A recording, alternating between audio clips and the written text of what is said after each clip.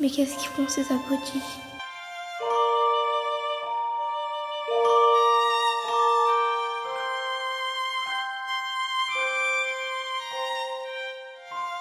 Ça sent mauvais tout ça. À mon avis, c'est pas une PS5 qui l'a amené.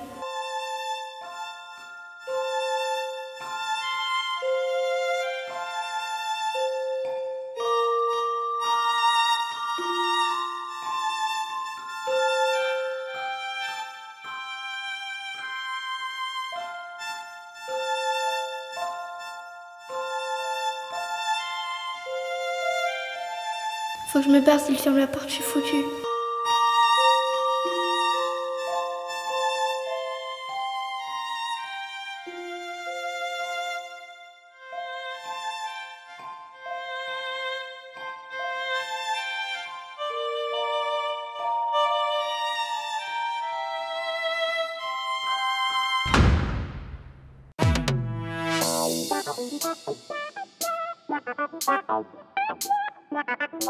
C'est les chroniques d'une nana.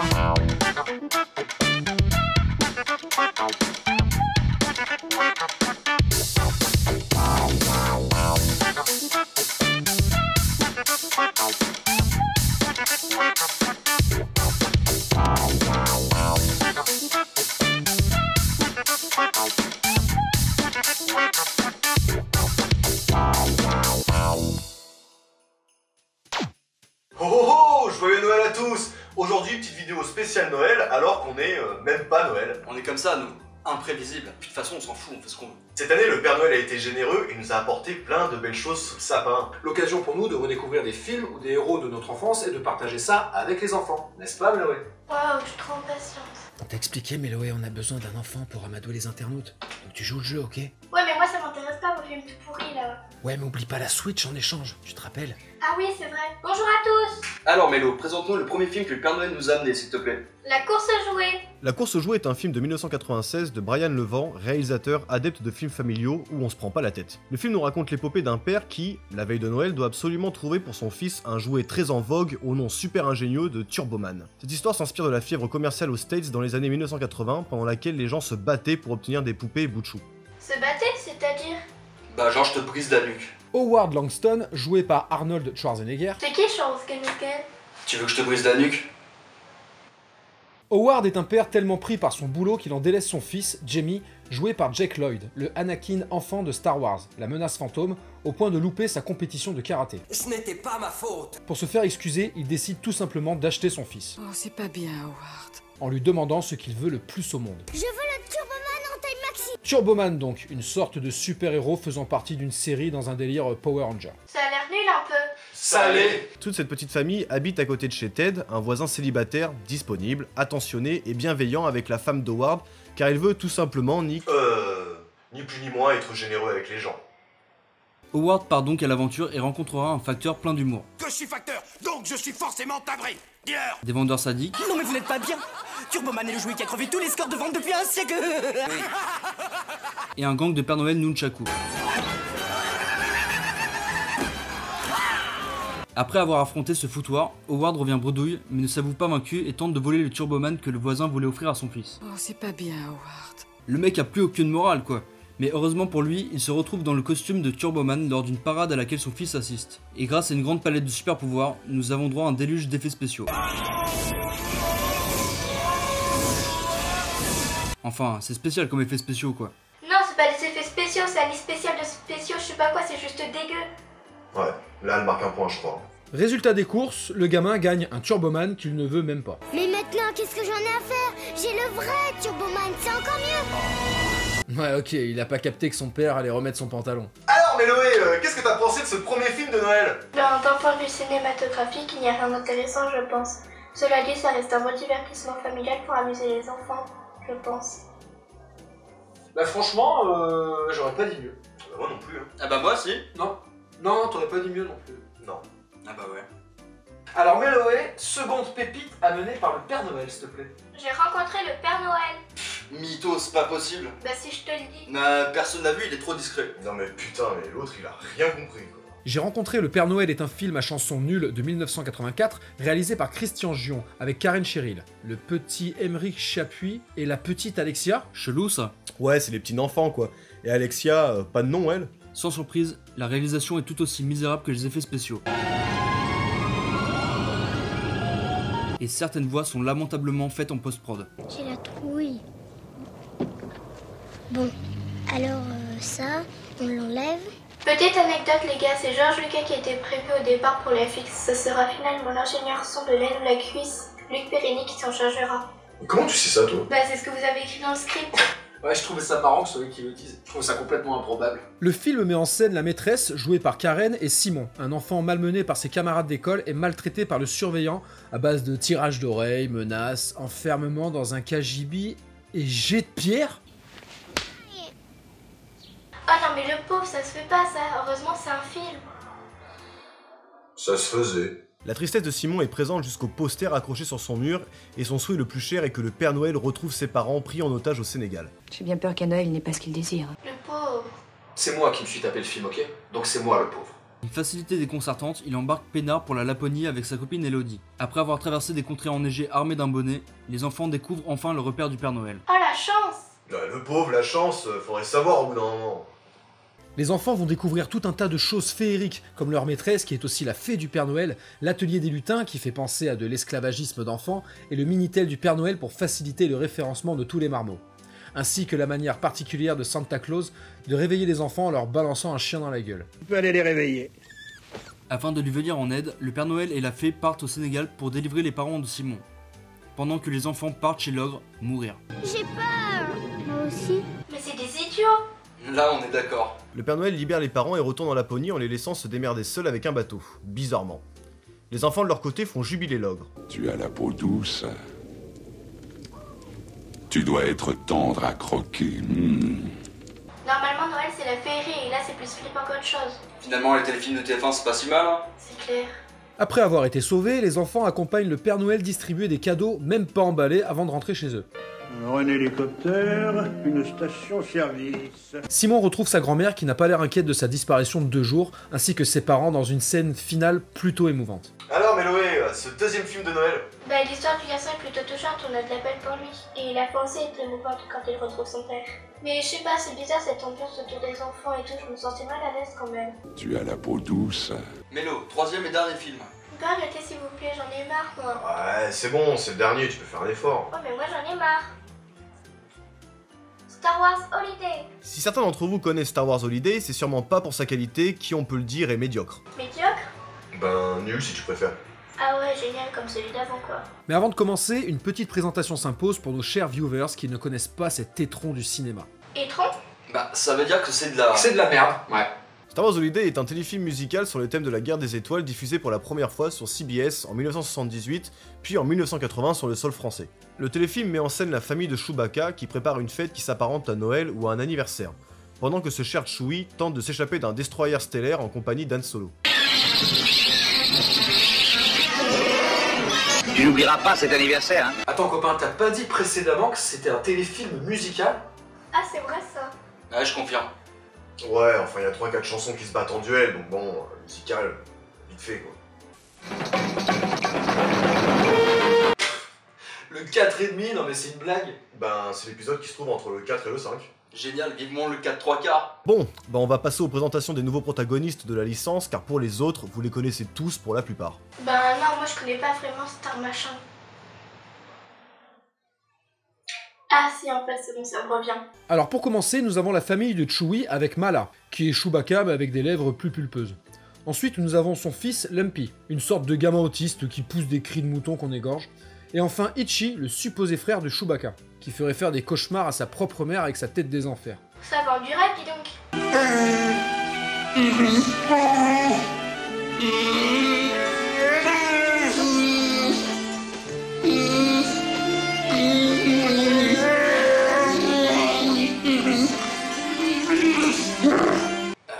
Y a pas de sous-titres pour les dialogues parce que perso je parle pas le Wookie moi. Ah non, non, c'est comme ça à chaque fois qu'on les voit. Tant mieux, j'aime pas lire sur les images quand je regarde un film.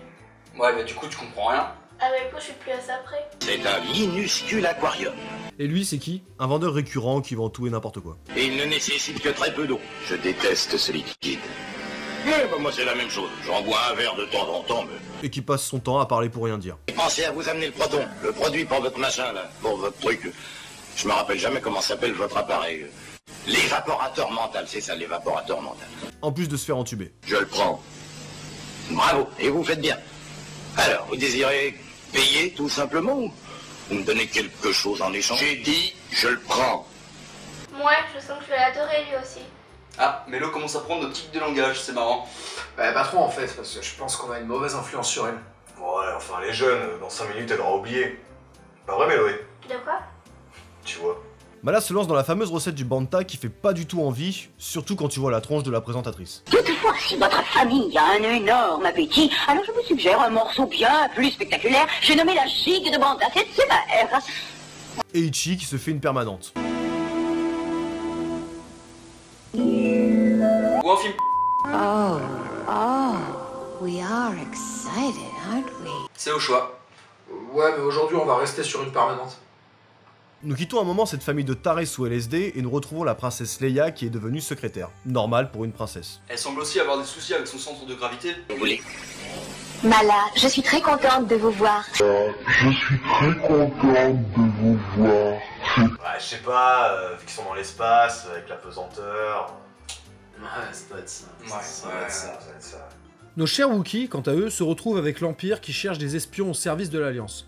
On peut dire qu'ils embêtent tout le monde, même le cadreur.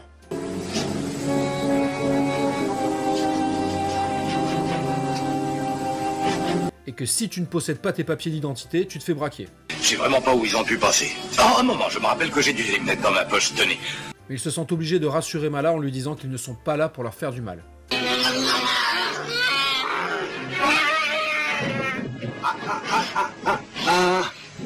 N'allez pas croire qu'ils ont envie de faire du mal. Petit rappel, dans l'épisode 4, les impériaux font un barbecue avec l'oncle et la tante de Luke. Donc bon, dans le domaine de la sympathie, on repassera. Et pendant que j'y pense, on peut noter la première apparition de Boba Fett, ce qui est la seule chose positive du film. Bah, si tu viens de dire la seule chose positive du film, Alors pourquoi on continue à mettre cette purge? Ah oui, s'il vous plaît, et puis là on est censé parler de Noël, je comprends plus rien du tout. Allez les mecs, c'est la fête à Chewbacca ou la fête de la vie, mais on s'en fout quoi, c'est festif quoi, c'est drôle. Putain, faut mettre un peu d'entrain quoi. En plus on est qu'à la moitié du film. Quoi?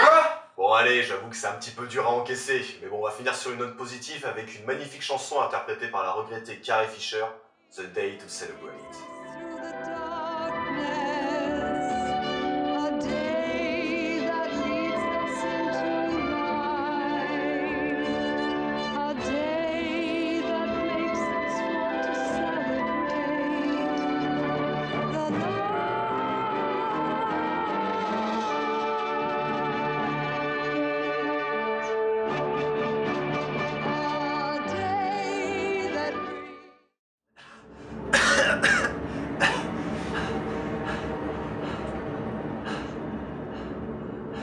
Je savais pas.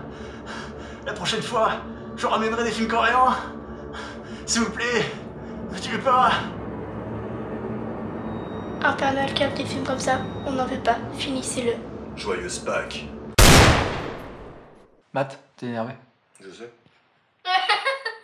Après tu peux baisser la tête de temps en temps, machin. Voilà, mais Mais c'est si- ce que je faisais. Ouais mais si... Ah oui d'accord, mais si c'est genre comme ça, voilà. Non mais non. Tiens, j'ai le coup hein. Tu sais, Franchement, ça rigole pas. Ah, je découvre les lieux en même temps. Bon alors vu qu'elle a fait de manière un peu timide, toi tu vas faire la manière agressive, tu vois. Là, alors mais là, qu'est-ce que t'as pensé de l'époque, tu vois? Et puis elle, bah, je pense que c'est... Je pense que ça peut être super cool. Vas-y va couper Matt s'il te plaît. Cela dit, ça reste un bon père qui se rappelle À le musée. À le musée. Vas-y, attends. Tant qu'on est dedans, on enchaîne. On s'allumuse. Je t'ai allumé la muse, tu vois. Alors voilà, le truc que je voulais éviter, tiens. Bah moi si. Non, t'aurais pas dit mieux non plus. Non. Ah bah ouais.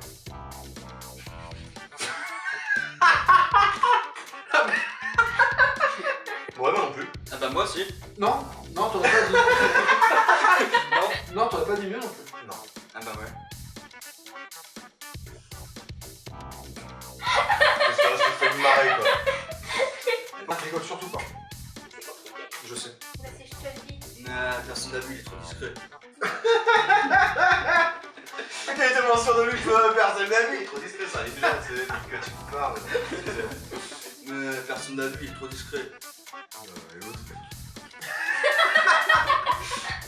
mais n'importe quoi. Non, trop bien. Il me rallonge les phrases et tout. Attends, hier soir il était barbou.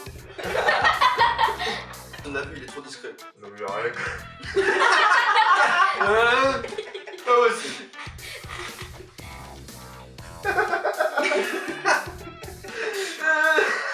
Ah, le François il est tellement sûr de lui quoi, alors c'est là. C'est pas possible. Il est beaucoup trop discret. Bah si je te le dis. Personne n'a vu, il est trop discret. Ah, pas y arriver, il va pas s'en remettre. Ah, vidéo. C'est impossible. Si je te le dis. Personne n'a vu, il est trop discret. Ah, pas y arriver.